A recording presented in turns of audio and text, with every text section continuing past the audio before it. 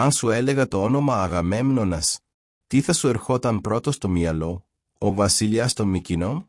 Ο αρχηγός των Αχαιών στην Τρία? Ή απλώς ένας ακόμη ήρωας της αρχαιότητας, χαμένος μέσα στην ομίχλη του μύθου? Η αλήθεια είναι ότι πίσω από το όνομά του κρύβεται μια συναρπαστική, αιματηρή, δραματική πορεία εξουσίας, προδοσίας και πολέμου. Βρισκόμαστε στον 13ο αιώνα π.Χ., σε μια Ελλάδα κατακερματισμένη σε βασίλεια που σιγοβράζουν από φιλοδοξίες. Στην πόλη των Μικηνών γεννιούνται δύο αδέρφια, ο Αγαμέμνονας και ο μικρότερος του αδελφός, ο Μενέλαος. Η καταγωγή τους, γαλαζοαίματη. Είτε ήταν γη του Άτρεα, είτε εγγονή του, όπως λένε κάποιες εκδοχές, ανήκαν στο βασιλικό οίκο των Ατριδών. Αλλά το βασίλειο δεν ήταν ειρηνικό.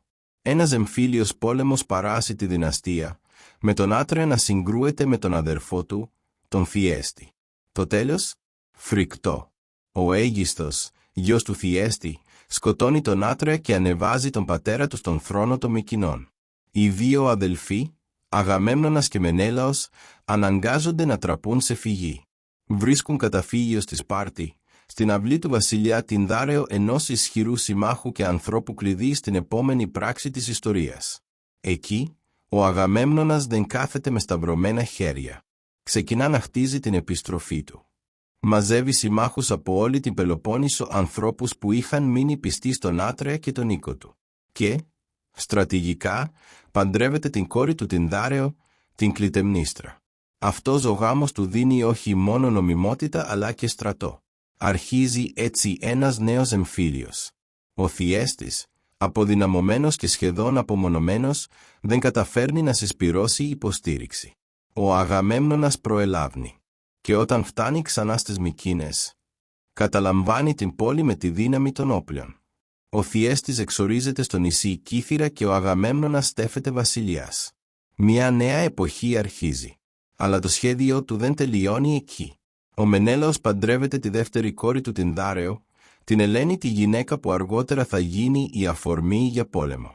Χάρη στον όρκο πίστης που είχαν δώσει όλοι οι μνηστήρες της Ελένης, οι δύο αδελφοί αποκτούν αμέσως δίκτυο υποστηρικτών. Ο Τινδάρεος παραιτείται και ο Μενέλαος ανεβαίνει στον θρόνο της Σπάρτης. Ο Αγαμέμνονας κινείται γρήγορα. Βασίλεια όπως η Πύλος, η Ιθάκη, η Αρκαδία, το Άργος, είτε συμμαχούν, είτε υποτάσσονται. Και εκείνοι που αρνούνται, όπως το Σικιώνα, δέχονται επίθεση και καταλαμβάνονται. Η επιρροή των Μικηνών εξαπλώνεται ραγδαία.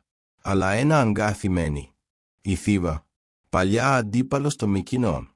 Εκεί που κάποτε είχε αποτύχει η εκστρατεία των 7 επί Θήβας, τώρα έρχεται η εκδίκηση. Ο πόλεμος των επιγόνων ξεσπά. Η πόλη πέχτει. Ένας φιλομικηναίος πρίγκιπας, ο Τερσάνδρος, τοποθετείται στον θρόνο. Η κυριαρχία του Αγαμέμνονα πλέον δεν αμφισβητείται. Είναι ο απόλυτος ηγεμόνας των Αχαιών. Αλλά δεν του αρκεί. Θέλει περισσότερα. Θέλει θάλασσες, λιμάνια, εμπορικές οδούς.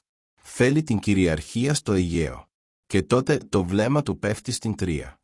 Μια πλούσια πόλη στα παράλια της Μικράς Ασίας. Ισχυρή, προστατευμένη με απόρθητα τείχη, με ισχυρές συμμαχίες και εμπορικές σχέσεις ακόμα και με τους ίδιους τους Αχαιούς. Πώς θα δικαιολογήσει μια επίθεση? Πώς θα ενώσει τους βασιλείς της Ελλάδας σε μια νέα, τιτάνια εκστρατεία? Η απάντηση έρχεται εξάφνικα. Ο Πάρης, πρίγκιπας της Τρίας, επισκέπτεται τη Σπάρτη και φιλοξενείται από τον Μενέλαο. Εκεί βλέπει την Ελένη. Και την ερωτεύεται. Ή, τουλάχιστον, αυτό λέει ο μύθος. Την απαγάγει και την παίρνει μαζί του στην Τρία. Αυτό ήταν η σπίθα που άναψε τη φωτιά. Ο Μενέλαος εξοργίζεται. Ο Αγαμέμνονας, επιτέλους, έχει το πρόσχημα που ήθελε. Η αρπαγή της Ελένης γίνεται το κάλεσμα στα όπλα. Απεσταλμένοι ταξιδεύουν σε κάθε γωνιά της Ελλάδας. Οι παλιοί όρκοι ενεργοποιούνται. Οι στρατοί αρχίζουν να συγκεντρώνονται. Ο πόλεμος για την Τρία μόλις ξεκίνησε. Αλλά αυτό είναι μια άλλη ιστορία.